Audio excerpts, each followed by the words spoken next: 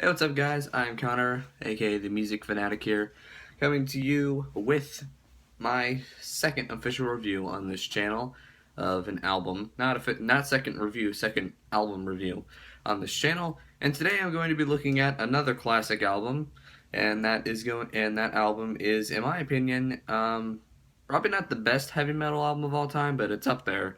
And it's personally my favorite heavy metal album of all time by my favorite metal band and my favorite 10th favorite band of all time, Metallica, and it's their third studio album, which is known as Master of Puppets. Oh yeah, and little side note that I wanted to make right now, if you're wondering why this video is in better quality and also why it's a wider lens and all that stuff, that's because Christmas was kind of today, or yesterday, whenever I upload this video. And for Christmas, I got a new phone, and it's an iPhone 6 Plus, and I'm in love. And that's why the video is better looking. Also, other presents that are off screen, I got a classic iPod, 160 gigabytes, which I'm in love with. And I got a new turntable, which is awesome. So, yeah, I know you don't care, but moving on. So, since this is a classic album, the question must be asked, what can really be said about this album that has not been said already? Even one of the harshest critics of all time, Robert Christgau, I think is what his name is, he usually absolutely hates heavy metal, but he gave this album a B- review. And that's not a perfect review, but that's a pretty good review. So obviously this album's pretty good. And this is, as I said, the third studio album released by Metallica. It was released in March of 1986. And also, this is the last album that features their former bass player, Cliff Burton, because later that year in September, he was killed in a horrific bus accident where pretty much him and Kirk Hammett were arguing over who was going to get a certain the top bunk on or something like that. And then in the middle of the night, the bus driver claimed that he hit a patch of black ice and swerved onto the road. The bus flipped over many times, and in the process of that, Cliff was thrown out a window, and he was down on the ground, and he was about to get back up, but then the bus fell on him and killed him. Also, James Hetfield said in that process, when the driver said that, he ran out in his underwear, by the way, ran out to the street and actually said he saw no black ice. So that's up to your own interpretation. But aside from that, let's get on to reviewing this album, track by track, because that's how we do. The first track on the album is called Battery, and unlike my original interpretation that I was going to say for this review, I actually figured out that Battery is actually an ode to this one street in San Francisco called Battery Street, and it is where a whole bunch of clubs that Metallica used to play at in the beginning of their career, where they pretty much played and all that stuff. And you can tell just by some of the lyrics inside of the song and everything. And pretty much they said there's a good side to Battery and there's a bad side to Battery, and they pretty much knew how to get the best of the negative side out of it. And also, my original interpretation of the song was I thought when it said smashing through the boundaries and smashing through the boundaries and breaking through the battery and all that stuff. I thought it was talking about like war and stuff, because Metallica is known for making songs about war and all that stuff, and I thought that's what the song Battery was about, and turns out that's an interpretation of my own, but I don't really think I'm wrong about that. And I'll pretty much just get this out of the way right now so I don't have to talk about it. The instrumentation on this album is amazing. It is probably, in my opinion, and a lot of other people's opinions, is probably the best album instrumentation-wise that Metallica ever released. In my opinion, the only album that can stand up to this album instrumentational-wise, if that's a word. But the only album I think that can stand up to this album instrumentational-wise is probably Injustice for All, because there's something like this album other than Injustice for All lacking bass. I mean, listen to the album, you can hear like the bass, like if you have a subwoofer and all that stuff, you're listening through it, it's going to rattle your subwoofer in your house and stuff. But the weird part is that that's not because of the bass, because the bass is not really all that prominent in that album. And that's one thing that I love about Master of Puppets, and one thing I also love about their second album, Ride the Lightning, that I absolutely love and all that stuff. And that's also in Kill 'Em All, and that is that The bass is very prominent. I mean, I love that. Cliff Burton is one of my favorite bass players of all time, and he's one of the best bass players of all time. And usually, the running joke when it comes to bass players is that, oh, a bass solo's coming up. Oh, it's time to go to the bathroom or something like that. But when it comes to Cliff Burton, if he lays down a bass line or if he lays down a bass solo, you will sit there and you will listen and you will like it. Because Cliff Burton knew how to play bass and he knew how to play it very well. And that is very prominent on this album, and I don't think I need to talk about how the guitar solos are great on this album, because they are. They're very good. Kirk Hammett knows how to play guitar, he knows how to play it well. Well, he knows how to play it well up until Load, Reload, Saint Anger, and I love the album, but Death Magnetic, because once that guy figured out what a wah pedal was, he never stopped using it. And he kind of uses it wrong nowadays. But yeah, instrumentational wise, if that's a word, I swear. But okay, instrumental wise, the song Battery, I think, is one of the fastest songs that Metallica has ever released. It is most definitely one of the most thrash metal songs ever released, and it's kind of a reoccurring There's a reoccurring theme that I noticed with Master of Puppets and Ride the Lightning, or Ride the Lightning and Master of Puppets, whichever way you want to look at it. And that is the first song in the album starts off kind of like pretty or like nice sounding wise and all that stuff. Like, I'm not kidding you when I say the first time that I heard the song Fight Fire with Fire, I thought I played the wrong song. Because I heard like the other part of the song, like the really fast and like thrashy part of the song and all that stuff, and I was listening to listening to it through my headphones, or like my brother played it for me and all that stuff. I can't talk today for some reason, but yeah, I listened to the song and like I was listening to that part, but then I heard the beginning of the song and I was like, okay, this sounds nice, but what is this? And then it kind of scared the shit out of me when it finally got into the actual song, because I was just like, oh, okay, well, that's awesome. That's kind of the same thing with Battery. Battery starts out and it kind of sounds a little sad at first, but then it has like a happiness to it, and then it just breaks in. And it's like, oh, this is Metallica. But yeah, above all, it's a great song. It's one of my favorite songs by Metallica, and one of my favorite songs off this album. Then we get on to the infamous track 2, Master of Puppets. If you haven't heard this song, I highly doubt that, because like in my last review, my last album that I reviewed, which was Nevermind by Nirvana, Smells Like Teen Spirit was a song by Nirvana that everyone heard. And even if you're not a fan of rock music or a fan of, you don't even have to know who Nirvana is. You know the song Smells Like Teen Spirit. That's kind of the same thing with the song Master of Puppets. You don't even have to know Metallica. You've heard Master of Puppets before. That goes for the same thing as Enter Sandman, but this is a song that's a little, I guess, other well-known Metallica song that people would know by Metallica, Master of Puppets. And there is one thing that I will say about the song Master of Puppets. Much like the song Smells Like Teen Spirit by Nirvana, and also like the song Enter Sandman by Metallica, songs that pretty much, you know, are really popular and all that stuff, and one of the best songs by a certain band, it's that the song Master of Puppets, above all things, much like other songs off this album, are pretty damn catchy. And that's a good thing. That's not a bad thing.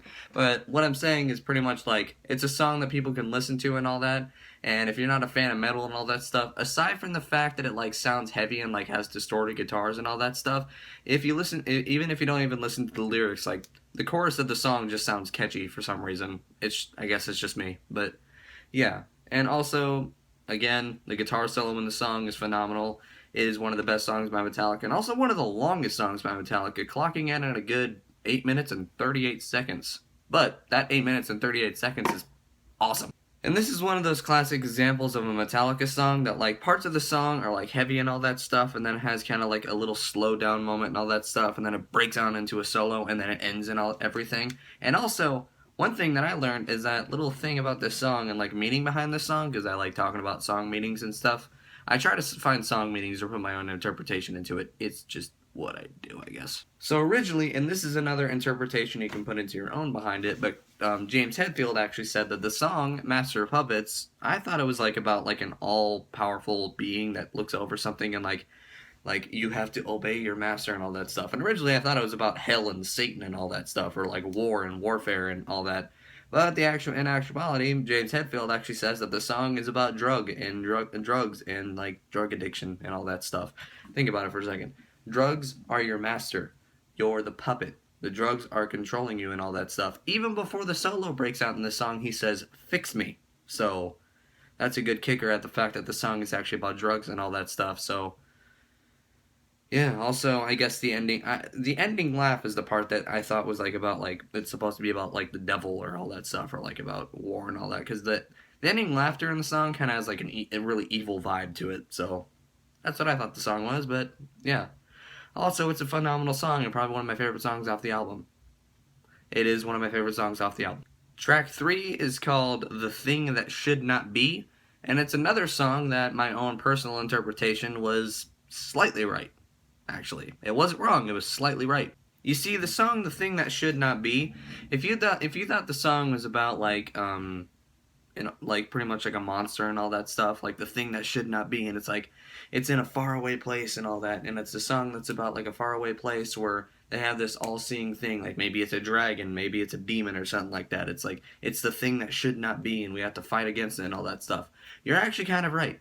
You see, the song was actually inspired by the H.P. Lovecraft short stories of Cthulhu. And it was pretty much about like Cthulhu and like the thing that should not be, and it's like an all-powerful monster being thing that is like all-powerful and evil and all that stuff. So that's a pretty good interpretation of the song, and it's pretty much what the song's about. And this song, much like other songs that I've noticed from this about Metallica, they're a thrash metal band and everything, and I've noticed this is a recurring theme in thrash metal. Thrash metal can either be blistering fast or like slowed down and stuff, but sound really menacing. And that's what the song, The Thing That Should Not Be, sounds like with the infamous guitar riff in the song and all that, and like the slow down moments when it's talking.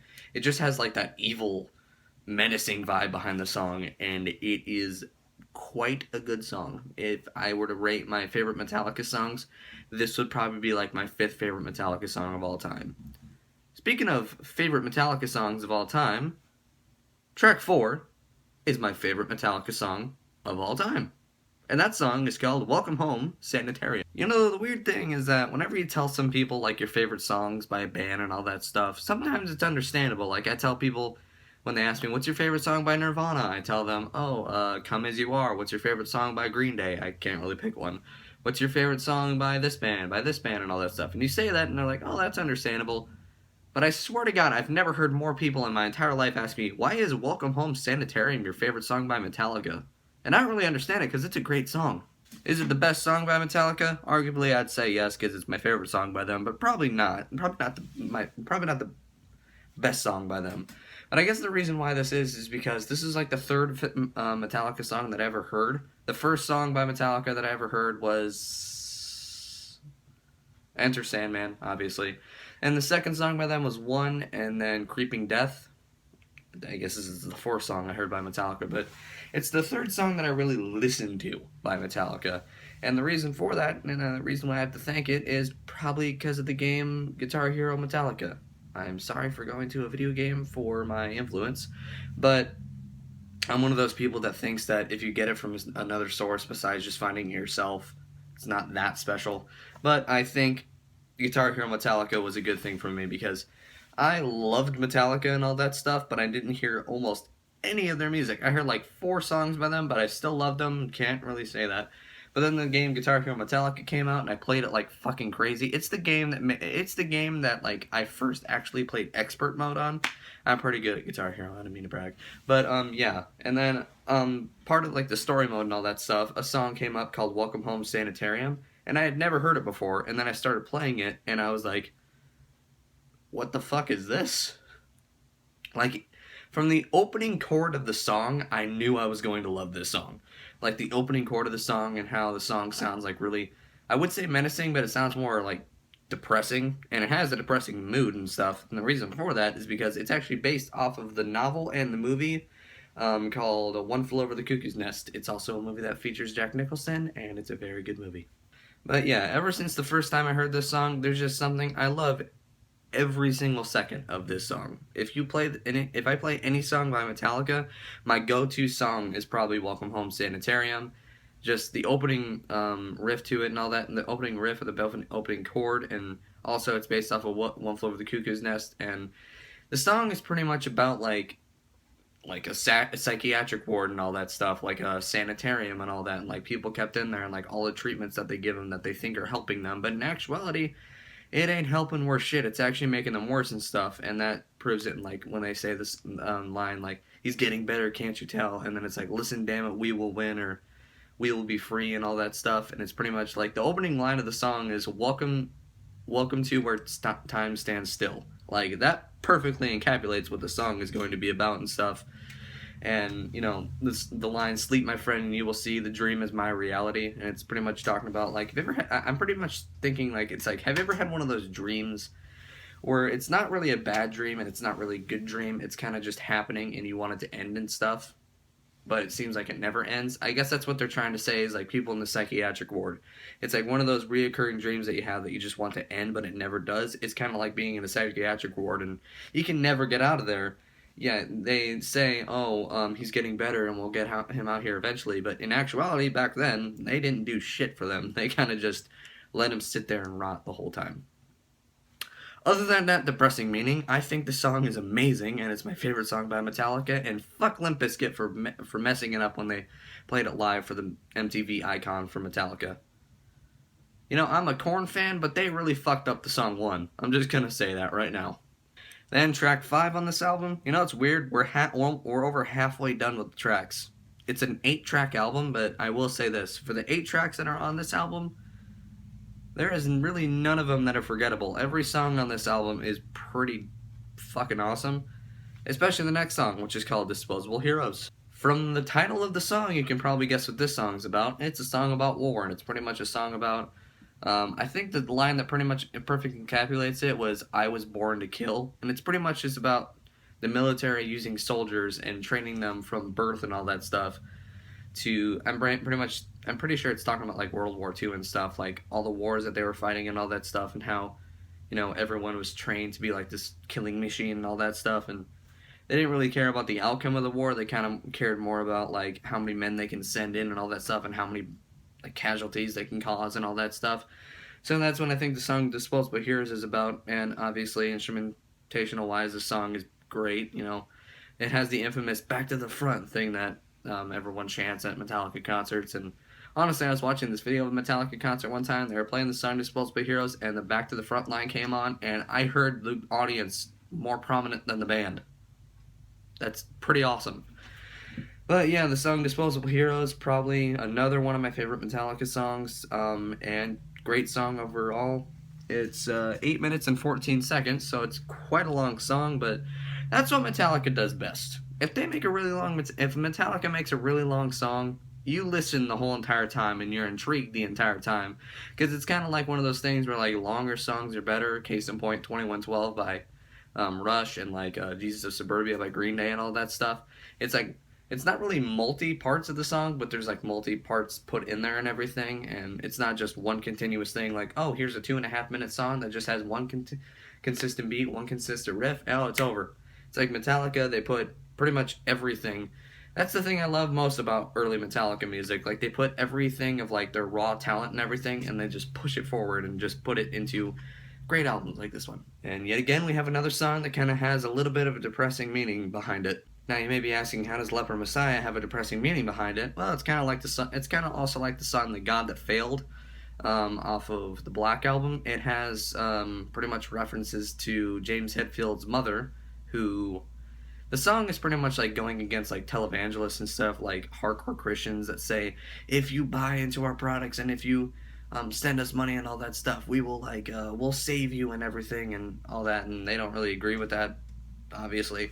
But the other thing in there is also, James Hetfield's mother was, as people call, a Christian Scientist. And a Christian Scientist idea is pretty much, watch the Family Guy episode if you want to see more. But it's like, if you get cancer or if you get sick with something or something like that, you can't get treatment for it, because the grace of God will save you and make you feel better more than just, like, medicine and all that stuff. And that's how James Hetfield's mother died, because she had cancer, but refused to get treatment, and he's been pretty much angry about it ever since. So that's another thing of Leper Messiah. Also, has anyone ever noticed this before? For some reason, whenever Lars Ulrich counts in a song, he counts to 5. Even if the song's not in 5/4, because in the beginning of this he's 1, 2, 1, 2, 3, 4, 5, dun, dun, dun, dun, dun, dun. And the song is in 4/4, much like all other songs by Metallica off this album and stuff, but he counts to 5. Can anyone tell me why he does that? Like, I'm a drummer. I don't count to 5 when I count up a song. It's just simple, unless the song's in 5/4, but I just, the simple 1, 2, 3, 4, get into the song. But, yeah. Either way, it's a pretty good song, and honestly, probably my second favorite song off this album. It's just a good song. And if I were to talk about every guitar solo in this album, I would never have the video done. So just take my word for it that all the guitar solos off this album are great. I will say this right now, by the way, about the guitar solos. I think there should be a warning stamp on this album that says people should not listen to this album while driving their car because they have a high risk of a car crash. Because every time the guitar solo comes up, you pretty much have to air guitar to it because it's almost required. And if you do that, well, don't be driving a car while you're doing it. But yeah. The next song on the album is completely instrumental, and it's called Orion. By the way, a little bit of a kind of sad trivia that I learned about this song. This song was played at Cliff Burton's funeral. And this song, Orion, is pretty much an instrumental song, and it's just every single member of this band gets to shine at their own moment and have their own solo and everything, I think, except for Lars Ulrich, because I can't remember the last time Lars Ulrich had a drum solo, or if he's ever done a drum solo before. If he has done a drum solo, please leave a link to it in the in the comments, so I can see it and judge it. And also, known to Metallica fans, but also kind of unknown to most people, is that there's actually 3 bass solos in this song. There's one at the sometime in the 1 minute mark, in the 2 minute mark, and also at the 6 minute mark. And that's not saying, like, if you go to the 2 minute mark, you're gonna hear it. If you hear it at the 1 minute mark, it's like 1:37 or something like that. But yeah, also the third solo in this is actually meant to sound like a guitar solo, and Cliff Burton had a pretty good inventive way of making it sound like that, and that is that he took a wah pedal and he probably introduced it to Kirk Hammett, which explains why he overuses it in his solos. But Cliff Burton used a wah pedal to make the bass sound almost more like a guitar, because the thing about Cliff Burton is that every time that he plays bass, he plays it like a lead instrument, and that's prominent when you listen to the song For Whom the Bell Tolls in Ride the Lightning. But yeah, the song Orion, really not much to say about the song other than it's fucking awesome, and it's a song that they usually, well, in the Through the Never movie, they end it with their last song. But the last song they always play at the end of every Metallica show is always Seek and Destroy. But either way, Orion would be a pretty good ending for every Metallica concert. And then the final track 8, is called Damage Inc. or Damage Incorporated, I guess. But the song is actually about like big corporate industries and stuff who pretty much they want to get their product out there and they want to sell you things and they want your money by any means possible, no matter what the means is, whether they have to cause death, blood, casualty, or whether they have to do this or whether they have to do that. The main point is they're going to get your product out there and they want your money by any means possible. And of course, since it's a Metallica song, it's a song against that. Or maybe it's not against that. I don't know. Maybe it is against it. I'm just gonna say it's against it. But it's another great song, has another great guitar solo, has just a great beat to it and all that stuff. And I think this is another one of the faster songs by Metallica, because this song is the one that you can actually hear the double bass very prominently during the song. And this song is pretty much one of those songs that's very easy to headbang to when it's a Metallica song. The other song off this album that's like that is Disposable Heroes. I'm pretty sure they actually headbanged along to it when they were making the song, just to get the beat of the song and make everyone in the audience headbang along to it, because that's what Disposable Heroes does. But yeah, Damage Inc. is another phenomenal song, and this is a phenomenal album. So, if you look at the front cover of this album, I do this, by the way, I look at front covers and all that, and just, I don't know. Yeah, front cover of this album is very, very famous and stuff. It's actually, by the way, do you like the Beatles thing that's behind me? But, yeah, it says Metallica, it says Master of Puppets, and that has a bunch of gravestones that are crosses and stuff. Insinuating something, tell me the meaning behind this, please. I'm not really good at that stuff. Yeah, if you open it up, Jesus Christ. Members of the band, and then below when they were playing live and stuff. And unfortunately, I don't actually own the physical copy CD of it because that broke a very long time ago. So instead I have this. So right now I'm going to be doing something that I did on the Counter Landed show a lot of times whenever I reviewed an album, and that is pick my top half favorite songs. If you're confused by that, there's 8 songs on this album. I'm going to pick my top 4 in no particular order. So I'm going to say that my top 4 favorite songs off this entire album, this is going to be very hard, but I'd probably have to say Master of Puppets, The Thing That Should Not Be, Welcome Home, Sanitarium, and Leper Messiah. Those are my 4 favorite songs off this album. Now that doesn't mean the other 4 songs suck. That because they don't. They're fucking awesome. But that just means that of all the 8 songs off this album, those are the 4 songs that I like the most. And giving a rating to an album like this is much like the album Nevermind, is pretty hard to do because in my own mind I want to give it a 10 out of 10, which is what I'm probably going to do. But really judging this album, yeah, I'd say it is a masterpiece album, like Consequences Sound does. But yeah, this album is a perfect 10 out of 10, and it's probably one of the best metal albums ever made, the best album by Metallica, and my favorite album by Metallica, Master of Puppets, and yeah, so that is pretty much my review for Master of Puppets by Metallica. If you like this video, hit that like button. In the comment section below, leave me album suggestions of albums I should review, and albums I should get, and albums I should listen to, and all that good stuff and everything. So yeah, that's pretty much it. Subscribe to this channel. 3, 2, 1. I'm done. Goodbye.